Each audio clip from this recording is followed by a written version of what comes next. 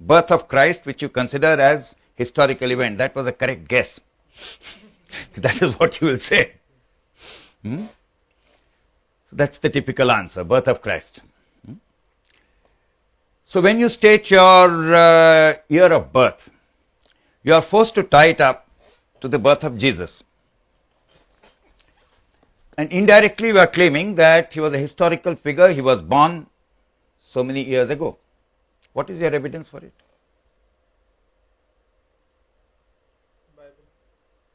Bible doesn't say that he was born at this particular time. Bible was written 400 years later. How can Bible say that?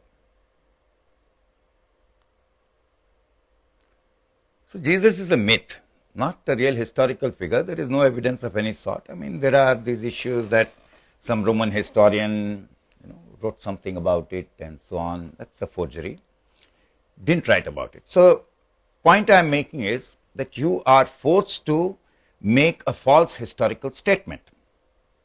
And because dates are stated often, so many times you have to state it, stated in my passport. Every time you go, you want to change your, do some telebanking, they will ask you your date of birth. And you know this equation, 1,000 lies make a truth.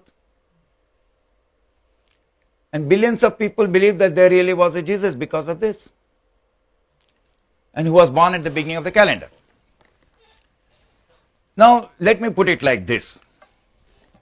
My date of birth is part of my identity, isn't it? It's there in my passport, it is there, it's a key identifying factor.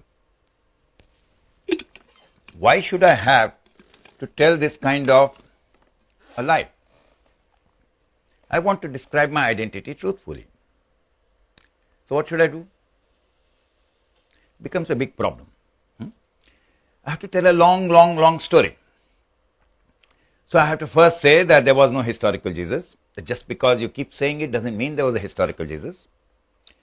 The story of Jesus or Yesu, that J was pronounced as Yej. Yesu derives from the Egyptian mystery. Mystery is a symbolic story of EC. And there were intervening entities. There was a Greek god of sexual love called Bacchus. And there was an Egyptian deity called Serapi. Asarapi. So Osir is the Egyptian deity again. And as the Greek historian Herodotus said, the Greeks copied, he said the names of all the gods came from Egypt. And as Porphyry explained, Bacchus was EC.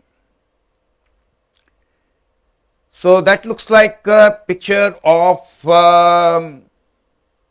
Jesus. That's what you are shown hanging from a cross. But as it says, it's Orpheus Bacchus. That's what is written there. So Bacchus, symbol of Bacchus was also the cross. He was also born on the 25th of December and so on. So this longer story is told in my book, Euclid and Jesus. And it examines how this mystery story propagated, how it was changed. And there are other books where I've explained how Christian doctrine got transformed by the church. All right. Now we can ask, what difference does it make whether there was a Jesus, there wasn't? What difference does it make to me? Does it make any difference? Because that's the critical issue about history. We're not talking about the past, we're talking about the future. So let me give a simple example. This is one of the things I mentioned. Lots of people today say Christianity is an Abrahamic religion. Many people say that. That's not true.